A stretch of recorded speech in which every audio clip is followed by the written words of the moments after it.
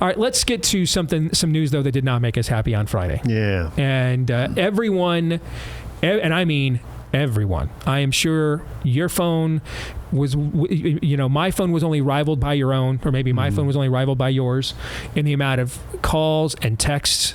People I know all over the country when this news came out about Kim Reynolds last Friday. Happened right in the middle of our show. I have it on very good authority. Basically, everybody was blindsided by this. And we'll get into some of the whys and the hows and what happens now. But let's just take a moment to talk about potentially how big of news this is. Her deciding not to run again. The impact that she has had on our state. I think she's the best governor our state's ever had. I'm not even sure who would even approach being a close second. People have been governor for longer, but longer doesn't necessarily mean better. Unquestionably, she is leaving the state in better shape than she found it. I've never done the job. I can't even imagine the day-to-day grind that goes with it. Maybe some of the burnout that goes with it. A lot of lost moments with family and friends. And, she's in her 60s. Her parents are both still alive. They're not getting any younger. So there's probably some serious health considerations there. And on a personal level, probably her assessing those things and deciding I should go out on top probably demonstrates some of the character that made her such a very good governor in the first place, right? To recognize maybe don't push my luck, risk not ending well. I'm on top right now. I've done most of everything I could possibly do, and maybe now's the time. And I respect her, the heck out of her for that. But selfishly, as an Iowa voter, this leaves us in a very precarious situation. I don't think we can deny that either. Not at all. And first of all, I was really shocked by the news. And I think most people know I'm very close to Governor Reynolds. And I was about ready to mount my bike and go on my 62-mile bike ride on Friday, and I got pinged. Governor Reynolds just announced on Twitter she's not running again. Steve, she had a full campaign operation, a campaign manager, others gearing up the campaign. She had a fundraiser, lining up fundraisers all over the state to raise money for her. And so when we say this came out of the blue, it came out of the blue. And right away, the shock was turned into sadness. I mean, she has been not just a great governor, and Steve, you're right, the greatest governor in our lifetime, and number two does not even exist, but she's been a great partner with our ministry. She's been a great friend with Darla and me. It's not like we're losing Kim. I mean, she's still alive. She's 65 years old. Her and Kevin are just really good people and really good friends. And yeah, it could be her parents who are aging, and obviously that requires more needs. And I know that Governor Reynolds would take that very serious about her parents probably having more needs. But also, as you know, now as a dad and a grandpa, and me as a dad and a grandpa, you're not getting any younger, and all of a sudden you want to spend time with kids and grandkids, right? But she still has a very, very passionate interest for the state of Iowa. And when I watched her give an impromptu press conference at the annual Easter egg hunt at the governor's mansion, and she got very emotional. I mean, she broke down. And she's a passionate person, so she's prone to get emotional. But boy, when she got emotional, you could tell this was a decision that she has weighed. It's probably even shocked her to some degree that she has made it. But I'm just telling you what, everywhere I went across the country, they would say, we have governor envy. We have governor envy because of what you guys have in Iowa. So I was hoping and I was praying she'd make at least one more run. But I'm so thankful that she gave us 10 great years as the executive of our state. So just to show, again, the national ramifications of these offices now. I mean, the heartbeat legislation, wow. And you and I were both part of the pro-life coalition that made that happen. And she signed that into law. That was one of the bills that helped to eventually overturn Roe v. Wade. Yeah. I mean, we were the first state to reopen by gubernatorial decree during COVID in the country. We were the first state by gubernatorial decree to redeploy high school sports. Mm-hmm. And I mean, I just remember, when we still had kids in the house, Amy and I, over both of our birthdays in the summertime. So when we still had kids in the house, we would just go get a hotel somewhere 10, 20, 30 miles away and just kind of do the couple thing to get away from everybody for one of the weekends over one of our birthdays. And that summer, the hotel we were at, we were used to going places that weren't full of a lot of people that year, obviously, during COVID. And that summer, the hotel that we stayed at was just absolutely full with high school athletes and AAU kids from all over the country coming to compete in Iowa because they were not allowed to do it in their own state, right? So, I mean, this is, there's a reason why the party had her give the national response to President Biden a couple of years ago. There are not that many governors who have made this much of a positive impact. You have Ron DeSantis in Florida, you have her. I would say Brian Kemp in Georgia to some extent would be, if he's not in their class, he's at least maybe adjacent to it. That about it. I mean, doesn't mean that all the rest of the Republican governors are terrible, but many of them are kind of just placeholders, and those are the three that have actually, pushed the envelope and pushed the Overton window more to the right than when they first took over.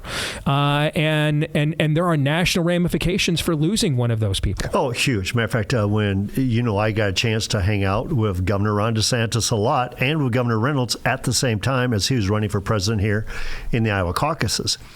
And he would tell me she motivated him and inspired him, and he tried to model after Governor Reynolds what she was doing here in Iowa. And then she would tell me she was motivated and modeled and inspired by what Ron DeSantis was doing in Florida. So cream rises to the top. Bold and courageous leadership inspires bold and courageous leadership.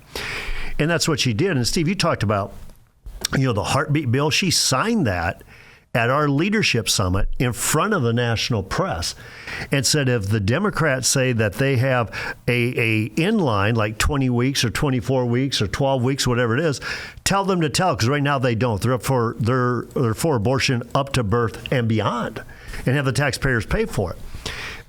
School choice here in Iowa. Universal school choice. People are like, holy cow, you guys have that in Iowa? That's Governor Kim Reynolds. The religious liberty bill, she signed at one of our events. She has been an outstanding partner. I heard her tell Tucker Carlson at our table one day, Tucker and Darla and I and Kevin and Kim. And Kim says a partnership like with the family leader that we have. She was so willing to give credit away. It was absolutely her leadership, but she was willing to give credit away about this, a partnership. And that's why, as we mourn that Kim Reynolds has decided, I'm not going to be, we should celebrate it, but that should also inspire us about what are you looking for in moving forward? Who takes on this baton now? Because it will not be an easy baton to take on. So we've got a few minutes here. Let's move forward now, because when I first started at WHO, this was at best a purple state. And when I first started in local radio and getting involved in local politics here in Iowa. So what year was that? That was 06, 07. So to give you an example, in 06, 07, though, you had a Democrat governor. Right, I was just going to say that. And you had a Democrat legislature. Yeah, they had both chambers. The Democrats almost had 60 votes in the House. There were only 17 senators, Republican senators, in a 50-seat Senate. Okay? And so this idea that, once you turn things, it just kind of stays that way is not true at all. Not at all. I mean, you and I and others have been involved for a decade in trying to turn this state red. It's a relatively new thing. We worked very hard. We made a certain amount of progress. Like we reversed our legislature, for example. We had the historic fight against the judges. But the two ingredients that kind of put us over the top was Trump's appeal to rural voters. With his appeal to rural voters, we got them to vote Republican for the first time. A lot of times they'd vote with us like on the judges, but they would not vote for us as, if you ran as a Republican, because they just thought Republicans were corporatistic and hated their guts. And along comes Trump with his more populist economic message, and you see 30 counties that voted for Obama once or twice are now solidly red. Okay, and you look at the other situation, I would say, is Kim's leadership. Kim took a lot of things that we had proposed and pontificated about for years, turned them into policy, school choice, women's sports for women, things of that nature. The recent throwing out of gender out of our code. She made those things policies, and because she governed well, those things became now realities, right? And so the opposition here, the Democratic Party in Iowa right now is effectively dead but that is not a permanent status. Not at all. And I can promise you, between the fact that they will be heavily motivated to orange man bad vote in the midterms next year, on top of that, now they're thinking over there, hey, the queen is dead. We have an opening here. And you and I both come from an athletics background, and we both know, therefore, that a lot of times it is the belief that you have a chance that ultimately leads to you having a chance later on, right? They believe they have a chance now, that there is an opening there now. Okay? Well, without question. And I would say yes, and there's one more yes. You also have the pastors invading that Capitol right now. I mean, for the past dozen years, the pastors have been going up to that Capitol. The church has been authentically engaged. When the church is authentically engaged, any pollster would tell you when that happens, you're not going to lose elections. So you got to get them authentically engaged, but around a person like a Kim Reynolds, or around a person that says, this is about common sense, not about crazy, like Donald Trump, then those things come together. But the Democrats, you're right. Take a look at Wisconsin. That election just happened a couple weeks ago, that Supreme Court. Trump carried Wisconsin. That Supreme Court race, they lost by 10 points. The Democrats won that by 10 points. In a special election here in Iowa, Trump carried a district by 29 points. The special election, we won it, but by 3.5 points. So when you start looking at, can things move quickly? Of course they can. And Rob Sand, the state auditor, holds a statewide office. He has $10 million in the bank. He's going to come off with fiscal integrity, the taxpayer's watchdog, and he's winsome, and I'm going to be this common sense kind of guy. To say that Iowa would not elect a guy like Rob Sand, and he's using school choice in the rural areas to motivate Republicans to vote for him, versus the Republican candidate, there's a real opportunity for the Democrats to step in, and that's why you cannot take this vacancy for granted. And it's another reason why we desperately wanted Kim to run for re-election. The pattern we have seen for several years now, this is the inverse of the Obama era. In the Obama era, when he was at the top of the ticket, we could not beat them. But when he was not, removed from the power of his persona, his policies were not very popular, and his party was routed in every midterm election that over the 8 years that he was president. Okay, and we're seeing kind of an inverse of that right now, but it's internal, meaning that our people, there is not a great high regard for the Republican Party here, and frankly, many other places in America. When there is strong leadership at the top, all right, when you have Brian Kemp, Ron DeSantis, Kim Reynolds, and to an even greater degree, of course, Donald Trump, then our people show up in support of them. To vote for. And the numbers you just quantified indicate this. Okay, but when those people are not on the ballot, our people are not turning out. We have gotten consistently annihilated in special elections and midterm elections for the last several, or at the very least disappointed. The exceptions to the 2022 midterm disappointment were where we had strong governors. Iowa and Florida, we had strong governors to the top of the ticket. All right, Trump is way more popular than the Republican Party as a whole, and so you're going to need to nominate somebody that or that understands the base, because their base on this news will be max lit. And they are now desperate for a win. Yes. Desperate for a win. And they have a candidate right now with $10 million in the bank, a statewide office holder. So what I'm saying is, do not take this race for granted, the opening that Kim just gave us. But then, too, as we look, it's not just getting the right, quote-unquote, Republican. It's getting the right person in that office.